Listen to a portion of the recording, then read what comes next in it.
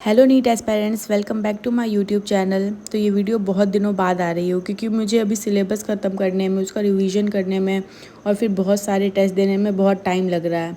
और उसके बीच में मैं वीडियो बिल्कुल भी नहीं बना रही हूँ। कुछ लोग बोल रहे थे कि आप प्लीज़ 25 डेज़ की स्ट्रेटजी बता दीजिए जिसमें हमारे मार्क्स इम्प्रूव हो जाए। और आप रिवीजन कैसे करते हैं, शॉर्ट नोट्स को कैसे पढ़ते हैं, एनसीईआरटी कैसे कर पा रहे हैं और पीवाईक्यू कैसे कर पा रहे हैं।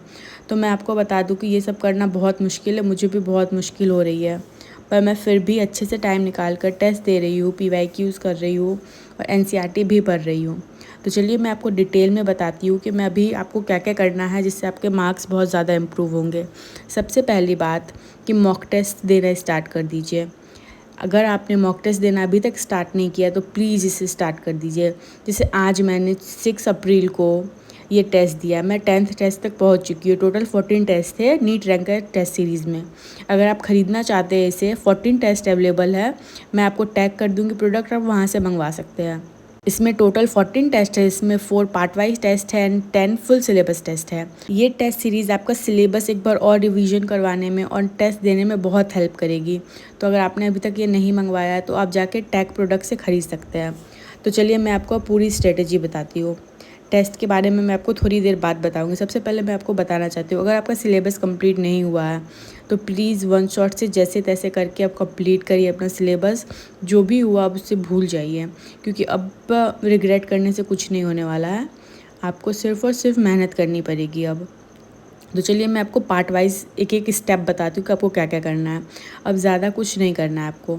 सबसे पहले लेक्चर से कंप्लीट कर लीजिए। अगर कंप्लीट किया हुआ है अपने नोट्स देखिए। नोट्स अगर किए हुए हैं, उसके शॉर्ट नोट्स बनाए हैं आपने तो वो देख लीजिए। उसके बाद उस चैप्टर के पीवाईक्यूज़ कर लीजिए, ठीक है। और उसके बाद ज़्यादा कुछ भी नहीं करना है उसमें। चैप्टर आपने नोट से, लेक्चर से, कहीं से भी कंप्लीट करने हैं, फिर उसके पीवाईक्यू कर लेने हैं, ठीक है। पहला स्टेप पीवाईक्यू। उस चैप्टर का जो भी आपने क्वेश्चन बनाया होगा, नहीं बनाया उसे छोड़ दीजिए। लेक्चर में सर ने जितने भी क्वेश्चन करवाए हैं उसको एक बार बना लीजिएगा, पीवाईक्यू बना के बस इतना ही करना है, क्योंकि हर चैप्टर के लिए आप ज़्यादा कुछ नहीं कर सकते हैं। तो मैं आपको सब्जेक्ट वाइज स्ट्रेटजी बताती हूँ। फिजिक्स के लिए सबसे पहले आपने लेक्चर तो देख ही लिया होगा, लेक्चर अब छोड़ो। जो भी क्वेश्चन प्रैक्टिस है उसे देना स्टार्ट करो। अगर बिल्कुल भी नहीं आता है चैप्टर तभी लेक्चर देखना। उसके क्वेश्चन फटाफट बनाने हैं, पीवाईक्यूज़, ठीक है। उसके बाद फिजिकल केमिस्ट्री में भी एकदम सेम है। 10 तो चैप्टर ही है फिजिकल केमिस्ट्री में। उसमें आपने जो नोट्स पहले से बनाए हैं उसे रिवीजन कर लेना और उसके पीवाई। मुझे भी केमिस्ट्री में बहुत ज़्यादा मुश्किल आ रही है, तो आप अकेले नहीं हो जिसको अभी टफ़ लग रहा है। मुझे भी बहुत ज़्यादा टफ़ लग रहा है। मेरा भी रिवीजन में थोड़ा गड़बड़ी हो रही है, तो मैं उससे धीरे धीरे कम कर रही हूँ। तो आप भी अब बस 25 डेज़ बाकी है, अच्छे से करिए। फिजिकल केमिस्ट्री के बारे में बता दिया। उसके बाद आती हूँ ऑर्गेनिक एंड इनऑर्गेनिक। ऑर्गेनिक के लिए अगर आपको बहुत ज़्यादा मुश्किल हो रही है तो एक रिएक्शन शीट है जो मैं आपके साथ शेयर कर दूँगी। उसमें सारे के सारे रिएक्शन पूरे बुक के एनसीईआरटी के लिखे हुए हैं, आप उसको रट लेना। मैं भी रटने वाली हूँ, अब तक मैंने नहीं रटा है। उसके बाद है बात इनऑर्गेनिक की।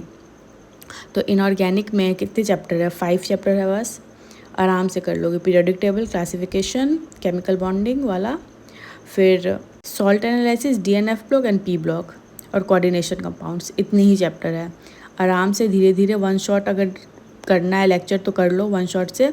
मेरा भी कोऑर्डिनेशन कंपाउंड्स अभी बहुत बेकार हालत में है, तो मैं उसे सुधारने वाली हूँ। कोऑर्डिनेशन कंपाउंड्स कंप्लीट करूँगी, तो आप चाहे तो मेरे साथ कंप्लीट कर सकते हैं। मैं उसके शॉर्ट नोट्स आपके साथ शेयर कर दूँगी। तो ये देखिए मैंने कितने सारे टेस्ट दिए हैं। मैं पर डे अभी 2 टेस्ट देने की कोशिश कर रही हूँ, पर मैंने 1-2 दिन बस एक ही टेस्ट दिया है। तो आज मैंने 2 टेस्ट दिए, 9 एंड 10 रैंकर टेस्ट सीरीज़। ये रैंकर टेस्ट सीरीज़ मेरा परसों तक कंप्लीट हो जाएगा, तो फिर मैं बाकी अलग अलग टेस्ट भी देने वाली हूँ। तो मैं आपके साथ भी वो शेयर कर दूँगी नेक्स्ट वीडियो में कि मैं और कौन सा टेस्ट दे रही हूँ। तो आप लोग stay tuned for that. And then ये देखिए ओएमआर अपने से भरिए, एकदम नीट पैटर्न पे एग्ज़ाम दीजिए 2 से 5 में। और अगर 2 टेस्ट दे रहे हैं तो एक और टाइम कोई भी ढूंढ लीजिए। तो मैं देखिए मेरे सारे ओएमआर अच्छे से भरने हैं, एकदम प्रॉपर नीट के फील वाला एग्ज़ाम देना है आपको। ओके, देन उसके बाद मैं आपको बताने वाली हूँ बायोलॉजी की स्ट्रेटेजी। रोज़ आपको 2 चैप्टर 3 चैप्टर, जितने चैप्टर मैक्सिमम आप कर सकते हैं आराम से करिए बायो को। बायो में तो किसी को प्रॉब्लम ज़्यादा नहीं होगी, जो भी प्रॉब्लम होती है वो फिजिक्स एंड केमिस्ट्री में ही होती है। तो बायो के लिए मैं आपको बोलना चाहूँगी टेस्ट देते जाइए, उसके बाद उसका जो सॉल्यूशन आता है उसको रटते जाइए, क्योंकि अब रट लीजिए, कोई बात नहीं, कोई प्रॉब्लम नहीं रटने में। 25 डेज़ है, अब कौन सा समझने का टाइम बच गया है, तो आप उसे रटिए फटाफट। बायो तो रटने से भी हो ही जाएगी।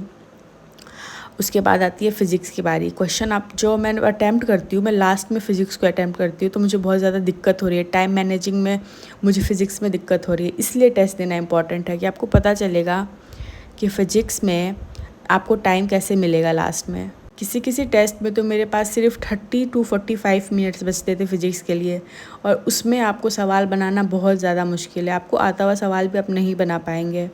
इसलिए अभी से टेस्ट दीजिए, तभी आपको पता चलेगा कि आपके लास्ट में कितना टाइम बच रहा है आपके पास।